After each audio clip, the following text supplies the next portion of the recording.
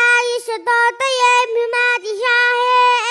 ये चत्वारः पठयो देवयाना अन्तराद्या वा पृथिवी वियन्ति तेषां अज्यानि मरीचिमावः तस्मै नो देवाः परिदद्देः सर्वे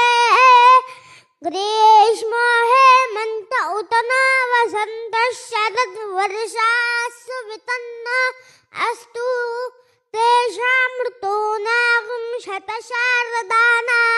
वात एषामभये स्याम इदुवत्सराय परिवत्सराय संवत्सराय कृणुता बृहन्नमः